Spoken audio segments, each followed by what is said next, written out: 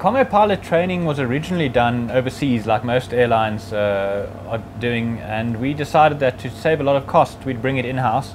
So we started off with one Boeing 737 simulator, and the demand just kept growing, and we got more interest from external parties, etc. Today we've actually got 4 simulators for Boeing 737s, and we're training pilots for about 32 external airlines, plus the South African Air Force, plus Indian Air Force, and various other bodies that need Boeing training.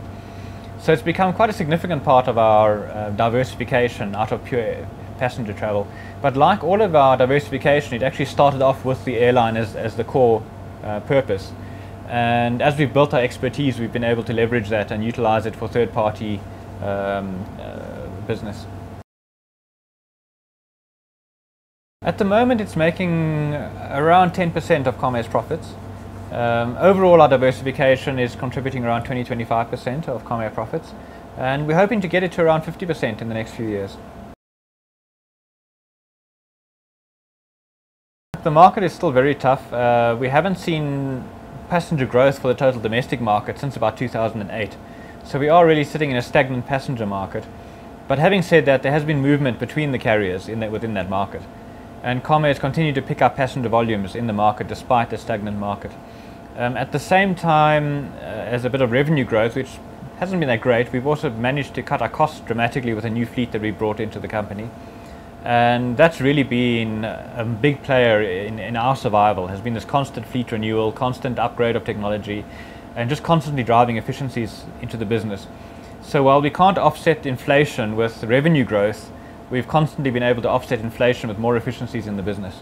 And that's really been our survival strategy. No, SAA decided to take the decision on appeal. So we were actually only awarded about 60% of our claim. So there's about another 700 million that we were not awarded on our side. So we were happy to take the award as it was originally ruled. But on the basis that SAA decided to take it on appeal, we decided, well, there's another 700 million, we might as well go on appeal as well. So now the matter is, the appeal has been approved for both parties, so now we're waiting for a court date, and we're hoping to get a court date early next year. We'll see which way it goes, but we could end up with another 700 million on top of the original billion that was awarded in the first place. So I think to a large extent it was probably a delay tactic on SAA's part, but it could prove to be a very expensive delay tactic. As you know, we actually took SAA to court a few years back regarding one of the guarantees, a 5 billion guarantee.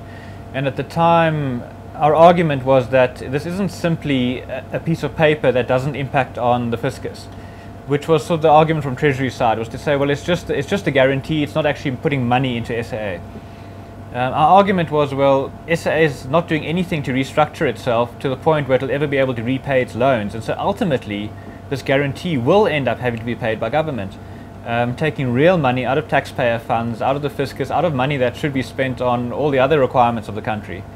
And that's actually what's happening now. This 2.2 billion is now for the first time a realization that SAA cannot repay the loans that were borrowed against the guarantees, and that government now actually has to step in and pay off those loans.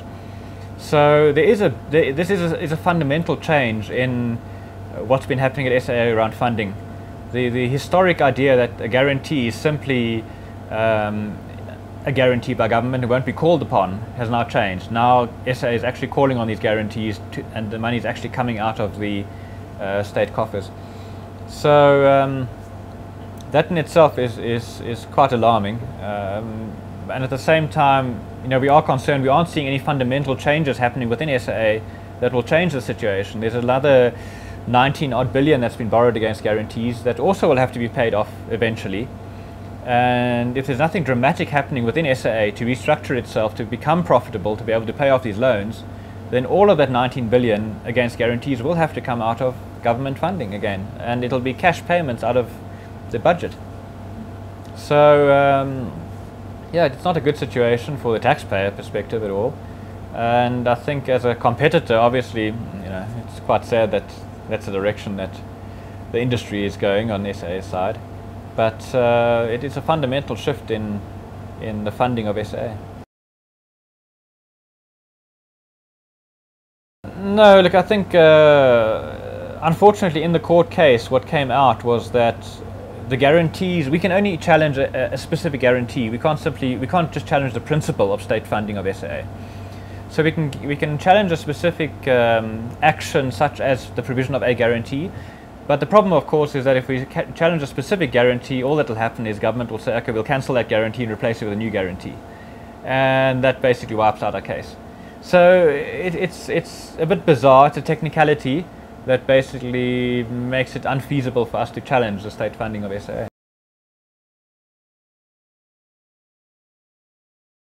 Since around 2008, 2009, when just after the whole economic slowdown, we saw major restructuring happen with most of the big international carriers. And it was extremely painful restructuring. So it was massive retrenchments, massive cost cutting, really dramatic stuff. And we've never seen that happen within SAA. And that's really what's needed if they're going to try and fix SAA. So in the absence of some really dramatic and purely commercial decisions in SAA, it'll carry on simply as long as government keeps throwing money into a loss-making enterprise. But I don't expect that without very dramatic intervention that SAA will ever turn around to even achieving a break-even. And so it's simply a matter of how long government continues to put money into SAA. Well, if one looks at what many of the American carriers did post 9/11, you look at what many of the European carriers did post the economic downturn, the fundamentals that typically have to be addressed are, first of all, routes that are not profitable. You just don't have the luxury of operating routes that are not profitable, whether it's an issue of status or whatever it might be. If you can't afford to do it, you don't have the luxury of doing it.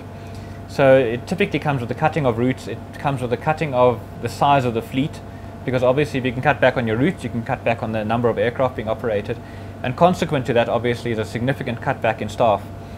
And we have seen, SAA has got quite a big staff complement relative to the size of the operation.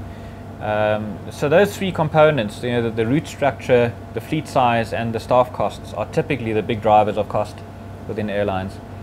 And if it's a case of saving SAA, then it would probably be a case of downscaling it to a point where it can actually recover. And then in the future, yes, if there's potential to grow it again from that point, well, maybe that's possible. But I think that pain of actually having to cut down to a feasible size, that is a very hard hurdle to overcome. But in the absence of doing that, the patient's never being treated actually. Governance is always an issue, but I think I think that's a separate issue. It needs to be addressed, throughout state enterprises. It's a separate issue, but the economics of SAA and governance are two issues that both need to be addressed, but they are reasonably independent of each other.